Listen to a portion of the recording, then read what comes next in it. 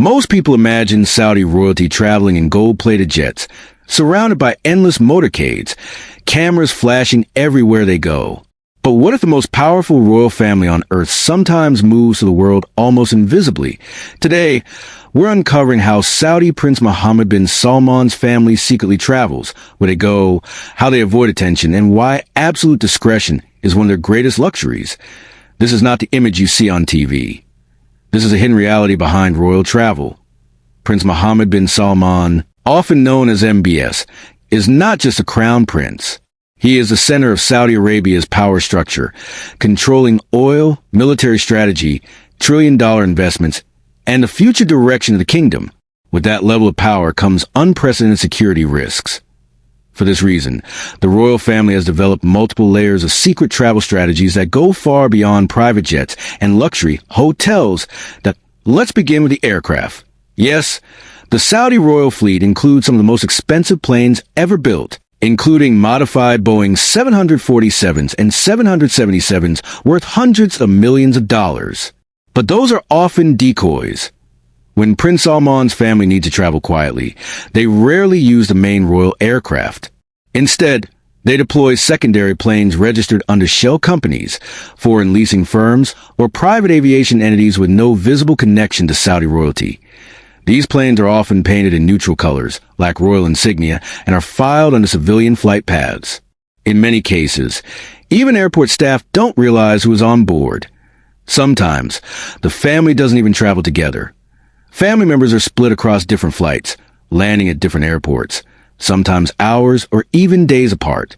This strategy minimizes exposure and makes tracking movements nearly impossible.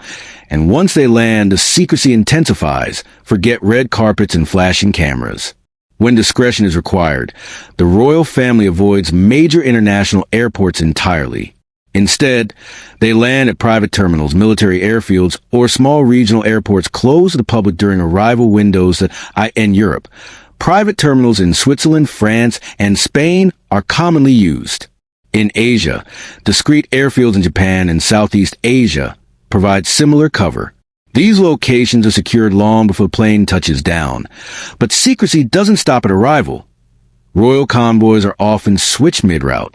Vehicles will leave the airport, split into multiple directions, then regroup miles away.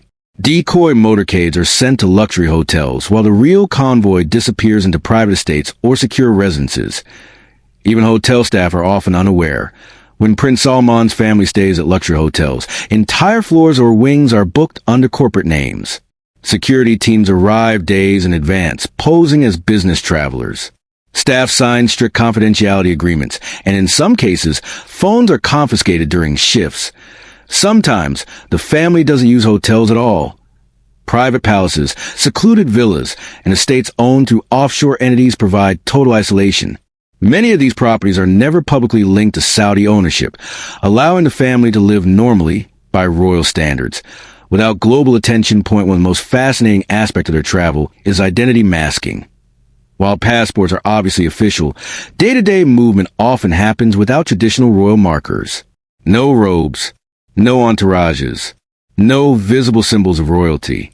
Family members may dress like wealthy tourists, blending in among elite travelers and restaurants. They book under aliases. In resorts, they reserve entire sections to avoid public exposure. Even luxury shopping trips are done after hours or inside private showrooms. But why go to such extremes? Because visibility is vulnerability. Saudi Arabia's influence makes its royal family a global target, politically, financially, and physically. Every public movement creates risk. Every visible appearance creates opportunity for exposure, criticism, or worse. That's why secrecy is treated as a form of security. And this secrecy extends to leisure travel as well. When Prince Salman's family vacations, they often choose destinations known for privacy rather than glamour. Quiet Mediterranean islands, remote alpine retreats, private desert resorts far from tourist zones. Even yachts are disguised. The family owns and charters some of the largest yachts on Earth. But when privacy is required, vessel names are changed, flags are swapped, and routes are altered mid-journey. Support ships carry security and staff miles behind the main yacht to avoid attention. Sometimes, the family arrives by helicopter directly from offshore vessels, bypassing ports entirely. Medical travel is another secretive operation. When family members require medical treatment abroad, clinics are secured in advance, entire wings are reserved, and staff is vetted by Saudi security teams. Appointments are scheduled during low-traffic hours, often at night. In extreme cases, doctors are flown to private residences instead of patients traveling at all. And then there's digital secrecy. Flights are removed from public trackers. Social media posts are delayed or posted weeks later. Staff are prohibited from sharing real-time information. Even GPS data from vehicles is masked or rerouted. This is why many public sightings of the Saudi royal family appear random or accidental, because the real movements are never meant to be seen. Ironically, the more powerful Prince Salman becomes, the quieter his family's movements grow. Public appearances are carefully staged events. Everything else happens in silence. What makes this even more remarkable is that despite unlimited wealth, secrecy remains the ultimate luxury. Not gold, not jets, not palaces. Privacy. While the world debates Saudi politics, oil prices, and global influence, Prince Salman's family continues to move through the world unseen, crossing borders, oceans, and continents without headlines. They are there. And then they're gone to no photos, no announcements, no trace. Because true power doesn't need to be seen, and most powerful journeys are the ones you never notice at all. Another little-known element of how Prince Salman's family travels secretly is the use of rotational residences. Instead of returning to the same locations repeatedly, the family rotates between properties spread across multiple countries. This prevents patterns from forming and ensures that no single destination becomes predictable. Some residences are used only once every few years, then quietly taken off rotation. Security teams rehearse these movements months in advance. Before any trip happens, advance units arrive posing as consultants, logistics staff, or even tourists. They map out escape routes, test communication blackouts, and coordinate with local authorities under strict confidentiality agreements. In many cases, only a handful of officials in the host country are aware of who is actually arriving. What's even more surprising is how early plans are abandoned, that if weather, political conditions, or even online chatter shifts unexpectedly, entire travel plans are scrapped without hesitation. Flights are diverted mid-air. Accommodations are canceled minutes before arrival. Backup destinations are activated instantly.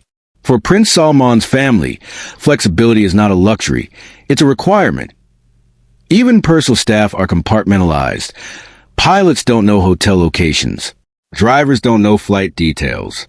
Hotel liaisons don't know departure times. Each team is given only the information absolutely necessary to complete their role.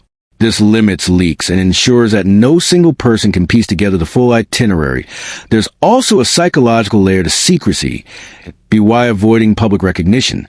Family members can move more freely, observe the world without filters, and make decisions without constant scrutiny.